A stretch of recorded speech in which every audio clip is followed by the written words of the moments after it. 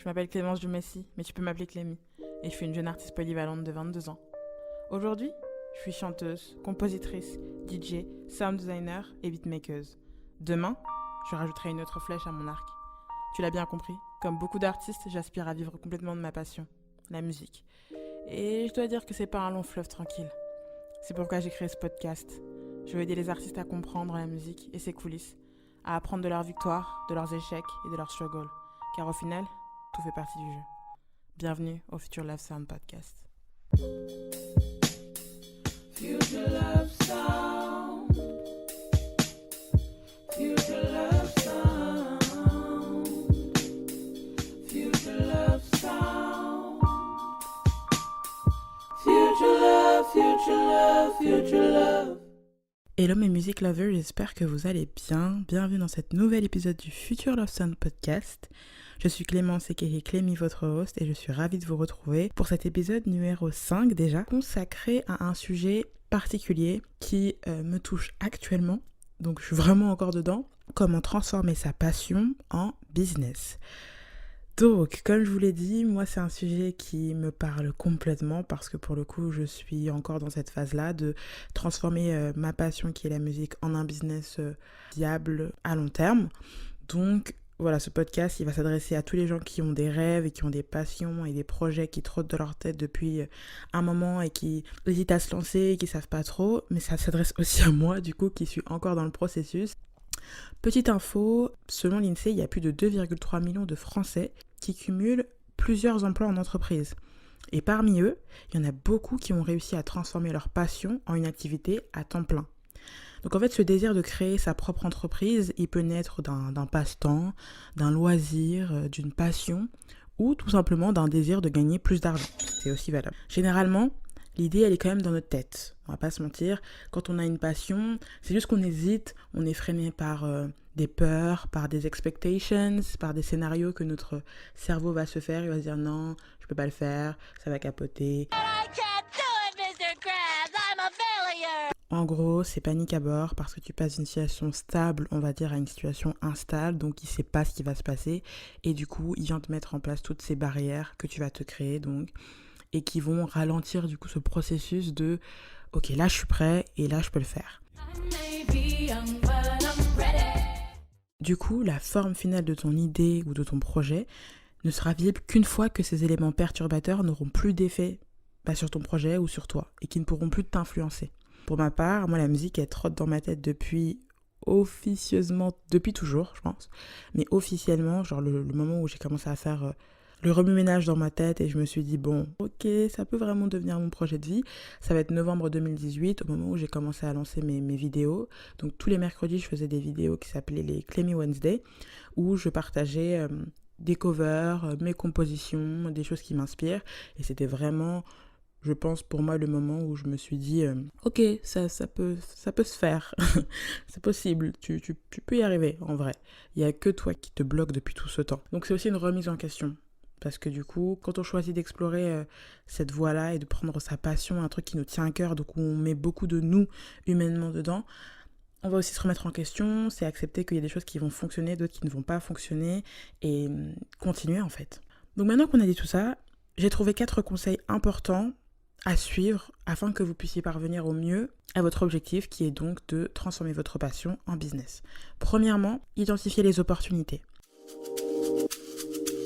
Il est important d'établir un plan précis d'action de ce que vous voulez faire, déjà d'avoir un intitulé précis de votre projet. Donc vous faites votre plan et vous vous fixez des objectifs à court et à long terme dans ce plan, avec des dates, donc il faut que ça soit extrêmement précis. Si vous faites un plan par exemple sur 5 ans, ben voilà, vous vous dites, un exemple, vous voulez faire de la musique par exemple, parce que c'est un exemple qui me concerne, donc ça va peut-être m'aider aussi à update mon plan. Vous voulez faire de la musique, vous êtes producteur, musicien, chanteuse, rappeur, comme vous voulez. Et vous vous faites un plan sur 5 ans, donc à partir de maintenant 2020 jusqu'à 2025. Et vous vous dites, ok, à la fin 2020, j'ai fait, j'ai sorti un EP, j'ai enregistré 60 chansons, j'ai fait 3 collaborations, j'ai tourné un clip, nanana. Il faut que vous fixiez des objectifs qui soient réaliste, ne vous limitez pas parce qu'on vous a dit « Ah, mais ça peut être compliqué de faire ça en un si peu de temps. Ah, mais t'es sûr que tu vas pouvoir y arriver ?» Je m'en fous, je m'en moque, je m'en votre plan vous concerne vous. Alors oui, il va y avoir des avis extérieurs qui vont venir vous guider, mais ils ne doivent pas venir modifier votre vision. C'est très important. Donc ce plan va vous permettre d'identifier les opportunités de croissance et de déterminer ce dont vous aurez besoin pour gérer votre projet à plein temps. Et en créant votre plan, vous allez aussi, du coup, avoir peut-être des idées de produits ou de services qui peuvent découdre de votre passion ou de votre projet, parce que rappelons quand même que vous le transformez en business, donc il y a quand même les coins et l'argent qui arrivent à un moment donné. Donc comment, à travers ma passion, faire de l'argent? Donc à travers ce plan, vous allez pouvoir aussi avoir une vision bien plus claire de tout ce que vous devez faire et de tout ce que vous avez la possibilité de faire. Aussi, ça va vous permettre de pouvoir développer un business sain, où vous avez un guide en fait, que vous avez fait dès le début, et donc dès que vous avez un doute, dès que vous avez des nouvelles idées, vous pouvez les appliquer à ce plan-là. Ce que je vous conseille de faire, c'est de déterminer un timing. Alors j'ai pris l'exemple de 5 ans, mais ça peut être moins, ça peut être sur 1 an, ça peut être sur 6 mois. C'est vraiment à vous de vous mettre des mini-challenges. Ce que je vous conseille, c'est de faire une version papier de votre plan et de l'avoir dans un carnet que vous avez souvent avec vous, dans votre chambre ou dans votre bureau. Vraiment quelque chose de visuel où vous vous rappelez tous les matins, ok, je sais pourquoi je me lève, parce que j'ai ce plan-là d'action, parce que je crois en moi, parce que je crois en ma passion. C'est important d'avoir un reminder tous les jours. Deuxième conseil hyper important, c'est le réseau. Étendez votre réseau. Si vous avez des personnes autour de vous qui ont réussi à prendre leur passion et à les transformer en business, contactez-les, parce que leur connaissance et leur expérience, ça va vous permettre de réaliser que votre rêve est possible. Autre élément, c'est le networking, hyper important. Rencontrer d'autres personnes que vous ne connaissez pas, ça va vous permettre de former des alliances avec d'autres entrepreneurs, avoir accès à des partenaires, à des fournisseurs, à des clients potentiels que vous n'aurez peut-être pas pu avoir tout seul. Donc, en gros, rencontrer des gens et créer des liens, ça va vous permettre d'avoir accès à plus d'informations. Petit conseil, avant d'assister à un événement de réseautage ou de networking, préparez-vous, ayez un pitch. Il faut que ça reste naturel, bien sûr, mais ayez un pitch de votre activité, si possible une carte de visite. Il faut que vous ayez l'air le plus professionnel possible, parce que vous allez peut-être rencontrer des gens qui vont avoir un impact énorme sur votre activité. Troisième conseil, c'est l'image. Il faut que vous construisiez une image qui est crédible en fait. Vous allez transformer votre passion en un business à temps plein. Donc là, c'est le moment de rentrer dans le marketing. Clairement, il faut que vous puissiez vous positionner, donc voir ce qui se fait autour de vous, parce que vous ne serez pas forcément les seuls à avoir cette envie de transformer votre passion en business, surtout dans des domaines comme la musique, le sport, l'alimentation, où il y a énormément déjà de personnes qui ont le même rêve que vous. Donc regardez ce qui se fait et essayez de vous démarquer un maximum. Vous allez peut-être proposer un produit qui va être similaire, on va dire. N'oubliez pas que vous êtes unique. Par exemple, pour ma part, il y a énormément de chanteurs, de chanteuses ou de personnes qui sont polyvalentes et qui peuvent faire des lives et qui peuvent faire jouer des instruments. Donc comment se démarquer, comment faire en sorte de rester unique, comment faire en sorte de rester proche de ses valeurs, c'est vraiment tous ces éléments-là que vous devez prendre en compte. Si vous avez par exemple un logo à construire, un élément qui va permettre aux gens de se rappeler rapidement que c'est vous, donc je prends l'exemple du logo, il faut voir ce que vous voulez véhiculer à l'intérieur, il faut voir les couleurs que vous allez utiliser, est-ce que vous mettez un texte ou non. Tous ces éléments-là doivent être intégrés dans des supports et des tactiques marketing que vous allez utiliser. Pareil, si vous voulez mettre en place un site internet, aujourd'hui il y a pas mal de sites qui vous permettent de créer gratuitement et facilement un site internet, notamment Wix. Hello, je viens de créer mon site professionnel avec Wix. Je vous montre. Je pense qu'on voit tous la pub sur YouTube tous les jours. Merci Wix. Aujourd'hui, c'est plus simple de créer un site internet qu'il y a quelques années. Comment on fait pour se démarquer ? Encore une fois, pareil sur les réseaux sociaux, comment on fait pour avoir une page attractive, qui reste fluide, où il n'y a pas trop d'informations en suivant les codes entre guillemets d'Instagram ou autres réseaux phares, et en même temps en gardant mon identité d'artiste. Tous ces éléments-là, c'est des éléments auxquels il faut que vous réfléchissiez et il faut les adapter à votre domaine. Donc là, je reprends beaucoup la musique parce que c'est le domaine qui me concerne, mais bien sûr, tout ce que je dis s'applique à n'importe quel entrepreneur ou passionné. Il n'y a pas de problème. Tout ça pour dire qu'il ne faut absolument pas négliger le marketing. C'est vraiment important parce que c'est le premier contact que votre client, votre audience, votre fournisseur va avoir avec vous. Donc c'est comme une vitrine de magasin. Quand vous entrez dans un magasin que vous ne connaissez pas, c'est la vitrine qui va déterminer si vous allez aller plus loin ou pas. Donc considérez que c'est la même chose pour vos réseaux sociaux, votre site internet, enfin, quelle que soit la plateforme que vous allez utiliser pour votre marketing, il faut qu'elle brille. Il faut qu'elle brille, qu'elle reflète rapidement vos valeurs, enfin le message que vous voulez faire passer et qu'elle attire les personnes, qu'elle leur donne envie d'aller voir plus, de vouloir voir plus. Par exemple, prenez Justin Bieber. Vous avez vu qu'il a fait un retour là musicalement il n'y a pas très longtemps, avec la chanson je pense qu'on a tous entendu au moins une fois. En tout cas moi je l'entends tous les matins quand mon neveu prend sa douche. Yummy.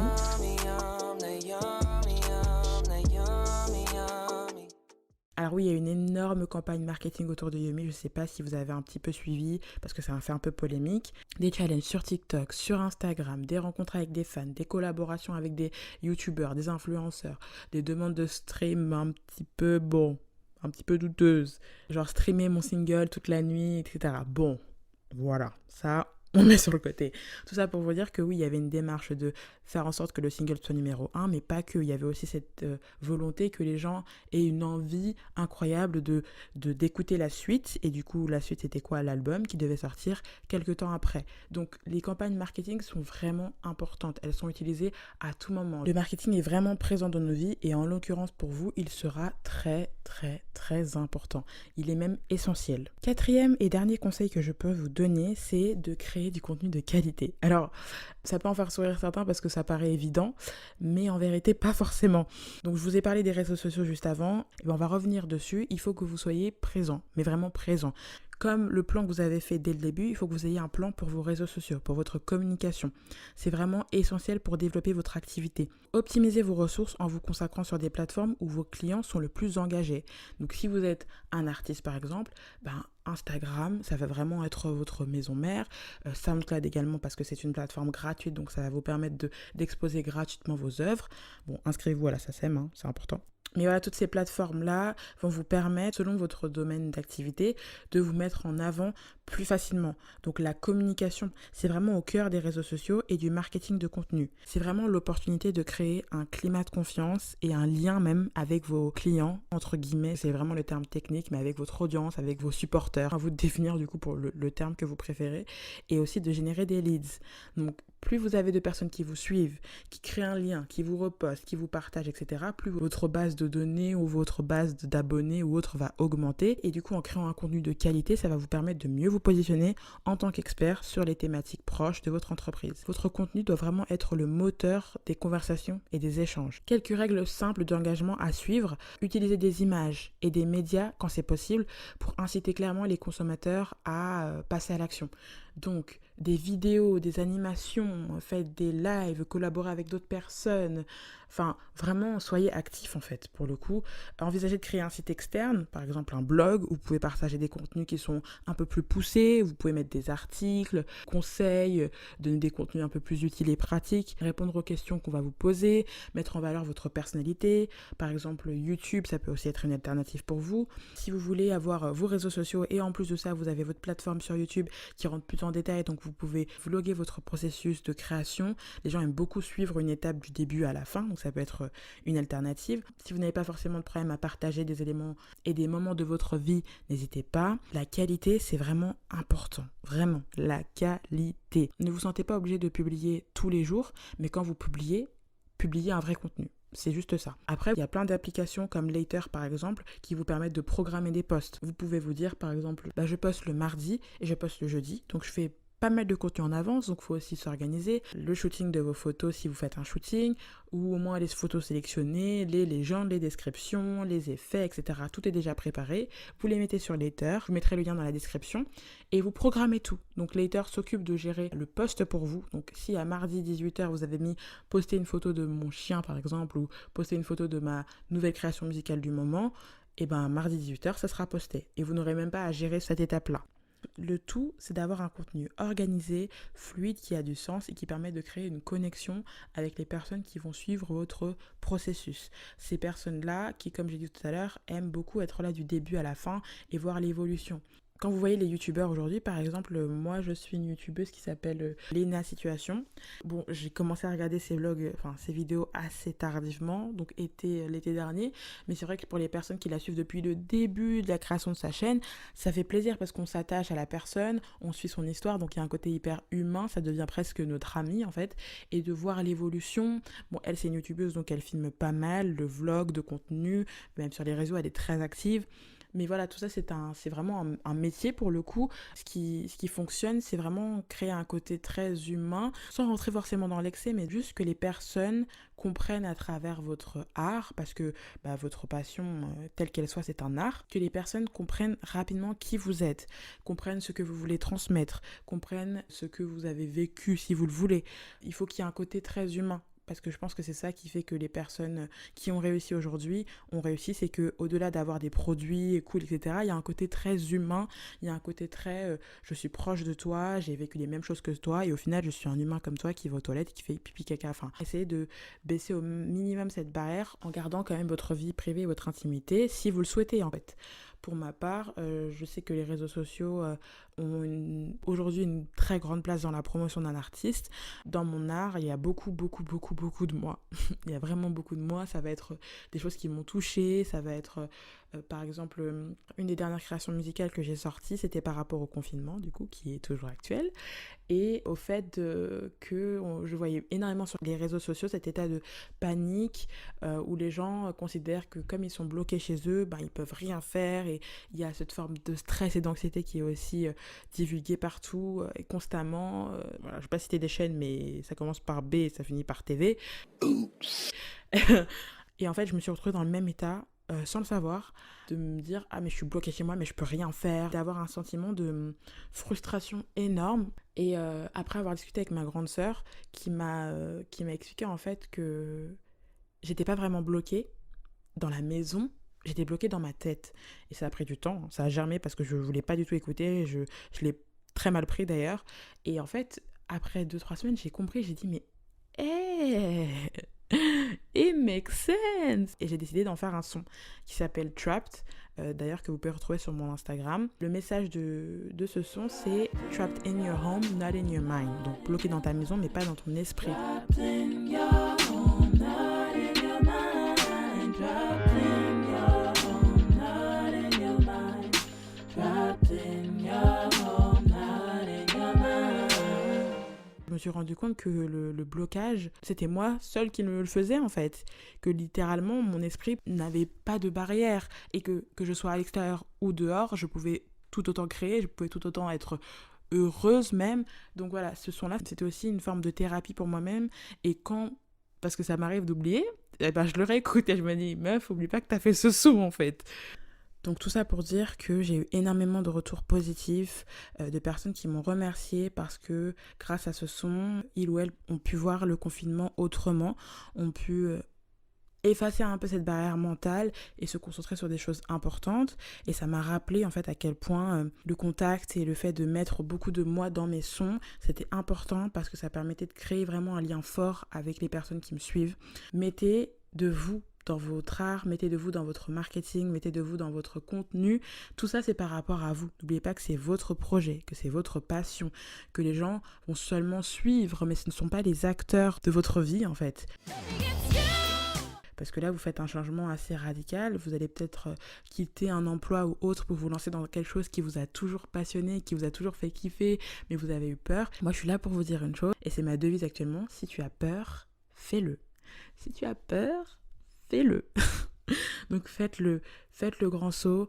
Moi en tout cas je suis avec vous en pensée, et si vous avez besoin, si vous avez des questions, si vous avez des peurs, n'hésitez pas à les mettre en commentaire et je me ferai un plaisir d'y répondre et d'échanger avec vous parce que je crois en vous et je crois en votre projet tel qu'il soit, et j'ai également besoin que vous croyiez en vous. C'est hyper important. Si vous ne croyez pas en vous et en votre projet, il ne vivra pas parce que c'est vous qui le faites vivre. Rappelez-vous bien de ça. Voilà, c'est tout pour moi aujourd'hui. J'espère que cet épisode va vous donner un petit peu les clés pour commencer à vous lancer dans votre projet. J'espère également que pour ceux qui ont des doutes et qui sont actuellement dedans, ça va vous permettre d'éclaircir un petit peu le chemin. Et comme j'ai dit, si vous avez une interrogation particulière, un commentaire, n'hésitez pas à le laisser pour qu'on échange dessus. Je vous fais vraiment plein de bisous. Prenez bien soin de vous et de vos proches et on se voit jeudi prochain. Bye. Future Love Sound. Future Love Sound. Future Love Sound. Future love, future love, future love.